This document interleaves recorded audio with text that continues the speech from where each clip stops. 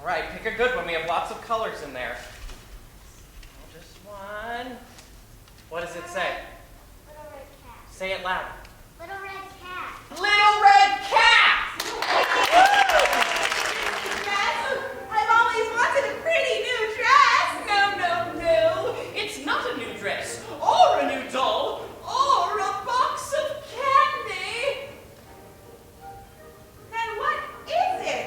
It's a little red cap, which suited her so well that she never took it off. And from then on, she was known as Little Red Cap. Little Red Cap, her mother said.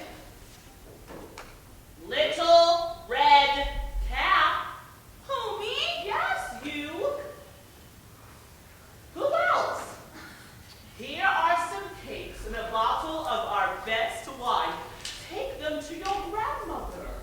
She's been a bit poorly and been weak, and these will do her good.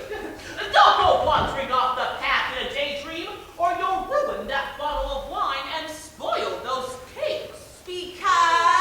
Because there'll be none left for grandmother if you do.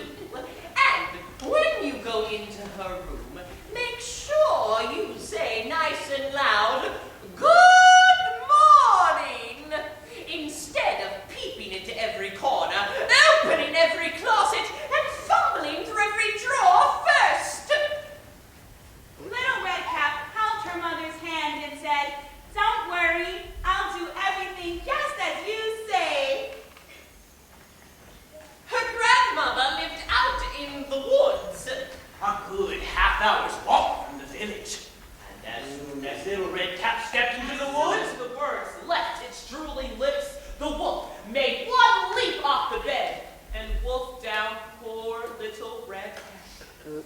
After he had had its fill, the wolf dragged himself over to the bed and fell into a deep sleep. A huntsman who happened to be passing by, whose name was Hugo, Oh, Hugo!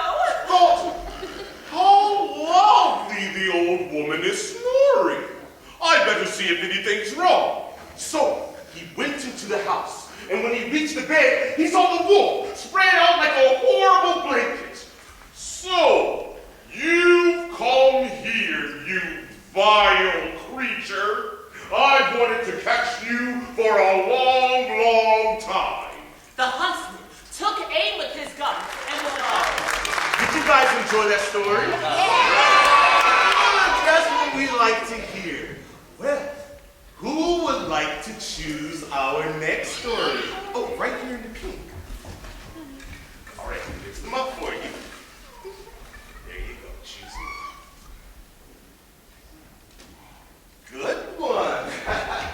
The Emperor's New Cloak. The Emperor's palace was in the middle of a great city and had a great many visitors, tourists, and travelers.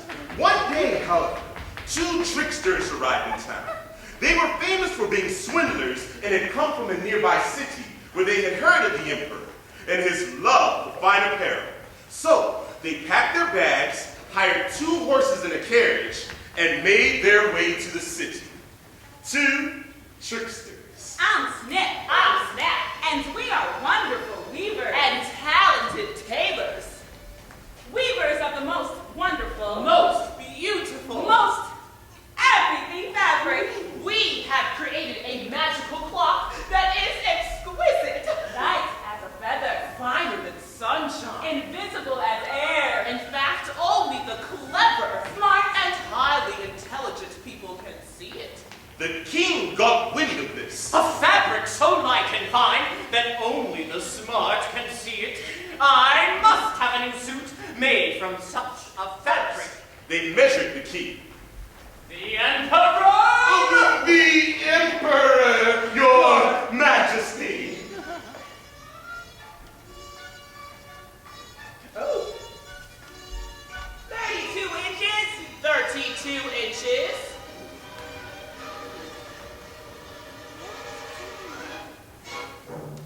64 inches.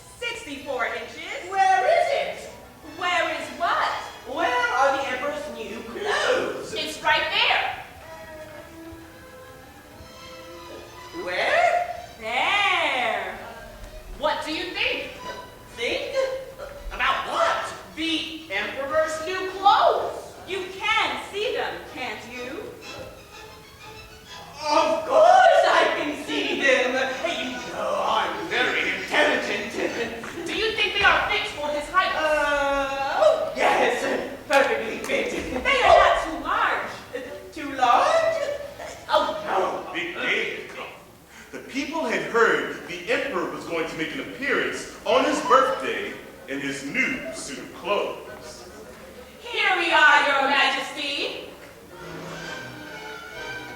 If you would be so kind as to remove your jacket. Remove my jacket and put this new one on. This new one?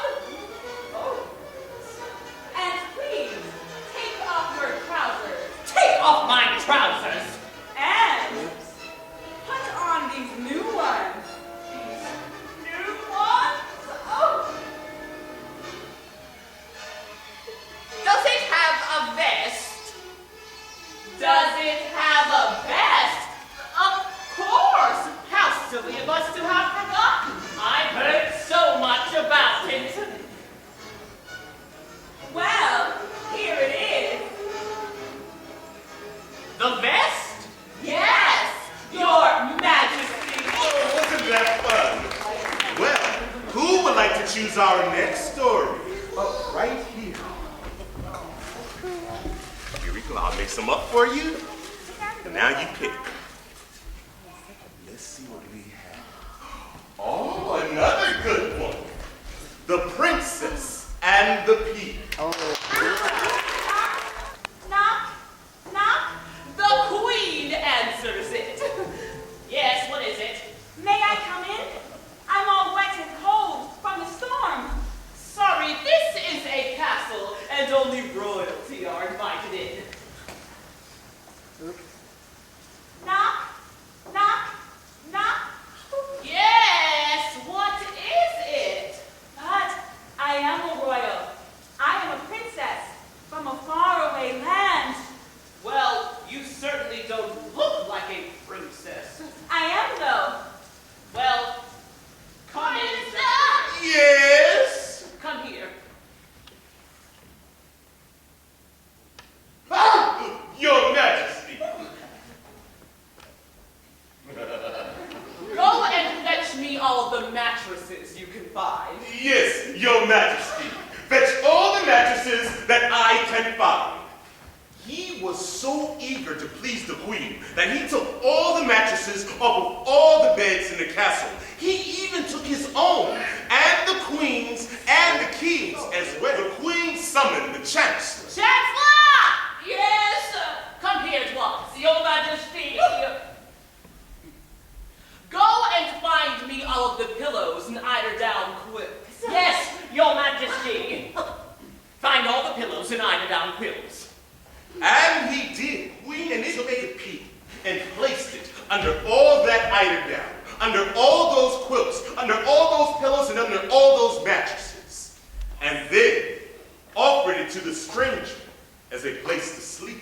Here, my darling girl, have a nice rest on this bed. You will find it most comfortable and more pleasant than any you've ever slept on before.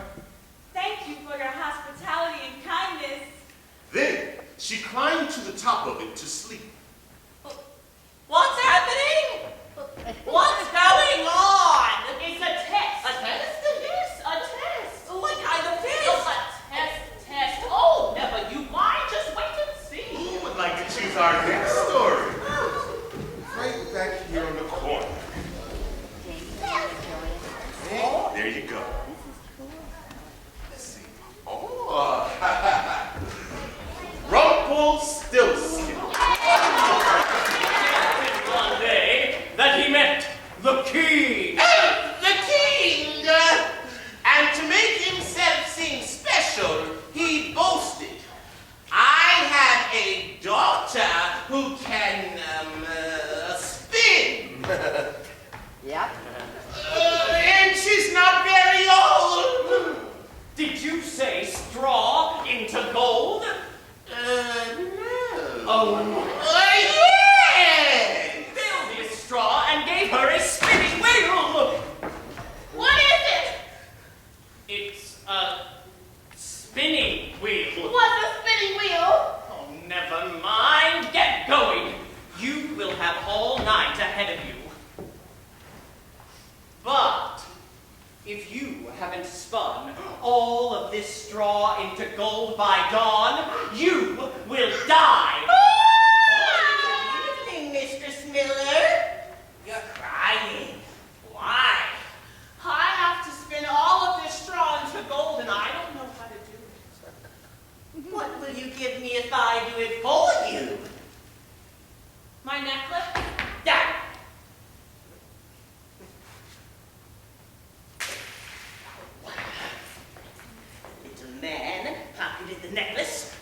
down at the spinning wheel, and whir, whir, whir. 3 turns and the bottle was full, and so this went on all night. Whir, whir, whir, until all the bottles were lit. Here we go. First thing in the morning, in swept the king. When he saw the gold, he was amazed and delighted. But the gold greed grew in his heart, and he had the miller's daughter taken to an even bigger room. The little man appeared for the 3rd time and said, "What will you give me this time if I turn all this straw into gold for you?" I have nothing to give. Then you must swear to give me the first child you have after you are queen.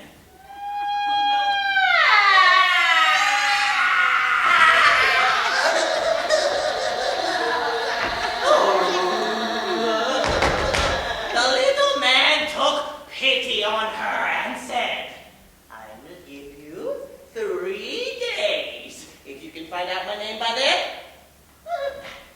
you can keep the child." On the next day, when the little man came, she recited the whole alphabet of names she had learned, starting with Balthazar.